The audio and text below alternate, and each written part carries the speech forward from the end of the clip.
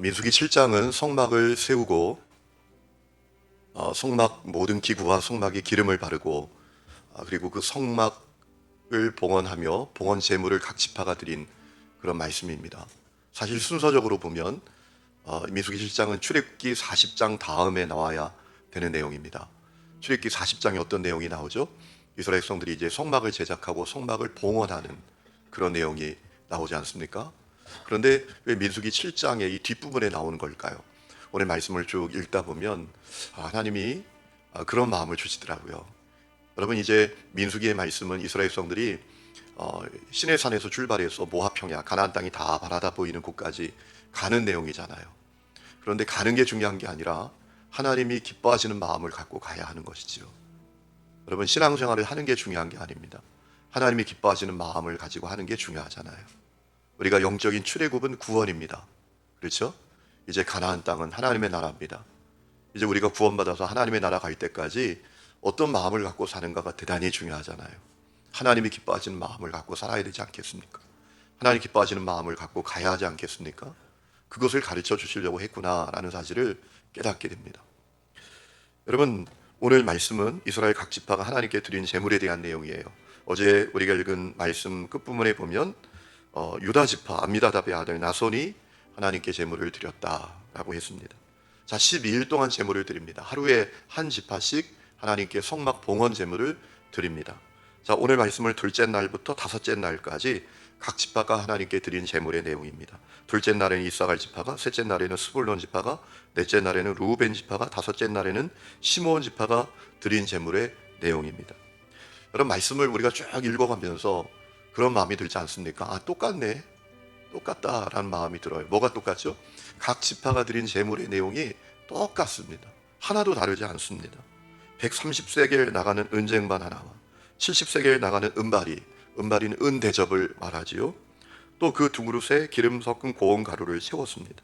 또 10세겔 나가는 금잔 하나를 드렸습니다. 또 그 금잔에는 향을 채웠다라고 했습니다. 그리고 번제물로 수송아지 한 마리, 순양 한 마리, 1년 된 어린 순양 한 마리, 또 속죄제물로 순염소 한 마리, 화목제물로 소 2마리, 순양 5마리, 순염소 5마리, 1년 된 어린 순양 5마리를 드렸습니다. 12지파가 드린 제물의 그 내용이 똑같습니다. 이것을 이렇게 반복적으로 소개하신 내용이 이유가 뭘까요? 그것은 민수기 7장이 이제 출애굽기 40장에 바로 이어지지 않고 중간에 나오는 이유하고도 똑같습니다. 이 말씀을 통해서 주님께서 두 가지 마음을 주시기를 원하셨다라는 사실을 깨닫게 됩니다. 이스라엘 백성들이 이제 가나안 땅을 향해서 나아가야 되고 가나안 땅에서 사는데 하나님을 향한 그들의 마음의 기초는 언제나 감사여야 한다는 것입니다. 여러분, 자, 성막을 봉헌하며 각 지파가 하나님께 드리는 제물은 작은 것이 아닙니다. 사실 이제 가치적으로 보아도 상당한 가치가 있는 것입니다.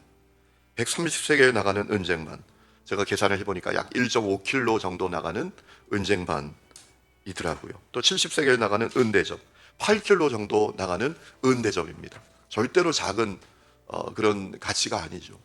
또 10세겔 나가는 금잔, 금 30돈이 넘는 40돈 가까운 그런 가치의 금잔이었습니다. 그리고 소, 양, 염소, 이 가축들 각 지파마다 21마리입니다. 대단한 가치죠. 여러분, 이스라엘 백성들이 이제 광야에 있습니다. 물론 그들이 애굽에서 나올 때 애굽 족속들로부터 많은 어떤 금은 보화를 가지고 나왔지만 뭐 그것이 얼마나 되겠습니까? 상당히 많은 양의 제물들이었습니다. 또 이 제물들의 종류도 다양했습니다. 수소, 순양, 순염소, 어린 순양, 이 가축의 종류도 다양했습니다. 중요한 사실은 하나님께서 그 제물을 요구하셨다라는 겁니다. 여러분, 어제 11절 우리가 읽은 말씀에 보면 제단에 봉헌물을 드릴지니라, 드려라 라고 하셨어요. 드렸으면 좋겠다, 드리기를 원한다, 이런 종류가 아니라 이 성막 봉헌 제물을 드려라 라고 하셨습니다. 그것도 하루에 한 지파씩 12일 동안이나 계속 드려라. 여러분, 왜 그렇게 하셨을까요? 저는 이 말씀을 묵상하면서 그 마음이 분명히 들더라고요. 이제 이스라엘 백성들 마음의 기초가 감사하기를 원하시는구나. 여러분, 이스라엘 백성들이 감사하잖아요. 감사하죠? 왜 감사합니까? 여러분, 그들이 애굽에서 고통을 받으면서 삽니다. 아무도 알아주지 않습니다. 누구도 의지할 데 없습니다. 그런데 하나님께서 그들을 기억하십니다. 그리고 해방시켜 주십니다. 여러분, 애굽 족속하고 이스라엘 백성들, 이 히브리 민족하고 뭐 그렇게 차이가 있겠습니까? 그런데 하나님께서 그들을 선택해 주시고 긍휼히 여겨 주시고 해방시켜 주시고 가나안 땅을 주시고 특별히 하나님과 언약을 맺은 백성이 되게 하시잖아요. 시내산에 도착해서 약속을 하시잖아요. 너희들은 오직 하나님만, 나만 섬겨라. 그럼 너희들 세계 열방을 향하여 제사장 나라 된다. 내 소유가 된다.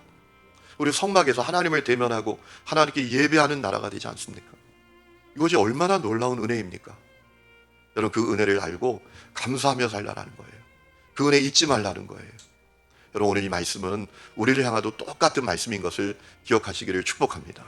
우리가 전적으로 타락하여 죄와 저주 가운데 살았습니다. 그런데 하나님께서 우리를 구원해 주셨습니다. 여러분, 내가 믿고 싶다고 믿게 된 게 아닙니다. 구원의 출발은, 주권은 하나님께 있습니다. 우리 예수를 믿는 그 마음도 하나님께서 우리에게 은혜로 주신 것임을 믿으시기 바랍니다. 그래서 우리를 구원해 주셨어요. 하나님의 백성 삼아 주셨어요. 천국도 약속해 주셨어요. 무엇보다 하나님을 예배하는 백성이 되게 해 주셨어요. 얼마나 놀라운 은혜입니까? 여러분, 이 은혜 잊지 말고 항상 감사해야 한다는 거예요. 오늘 이 역사가 여러분 가운데 있기를 주의 이름으로 축원합니다.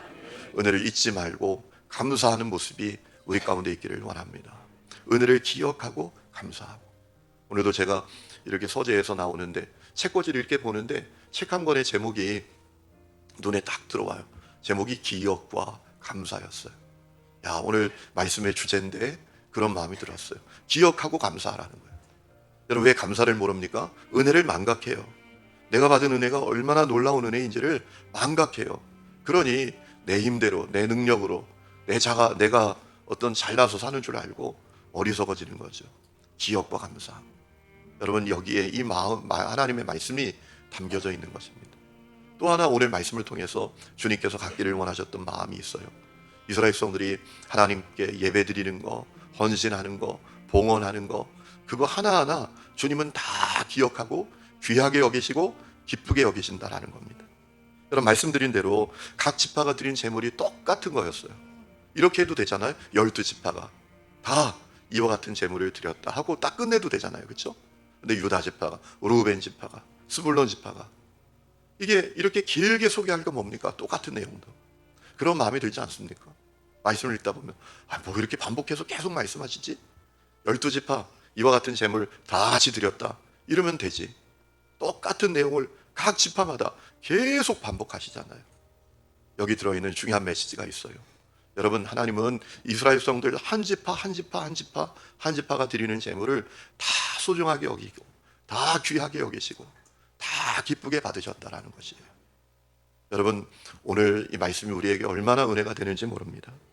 여러분, 우리가 믿음의 길을 얻으면서 우리가 드리는 예배, 헌신, 봉사 늘 같아 보이고 어떨 때는 막 식상하게 느껴지고 때로는 좀 지루하게도 느껴질 때가 있지 않습니까?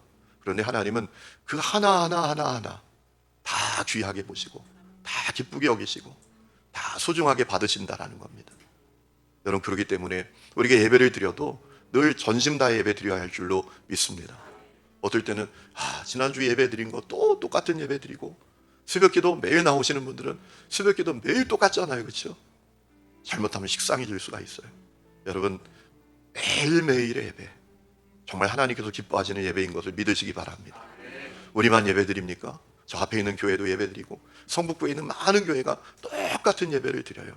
그런데 여러분, 각 교회의 예배, 각 사람의 예배, 각 사람의 헌신, 각 사람의 봉사, 그것을 하나님께서 다 귀하게 보시고 다 소중하게 여기시고 다 기쁘게 받으시는 것을 믿으시기 바랍니다.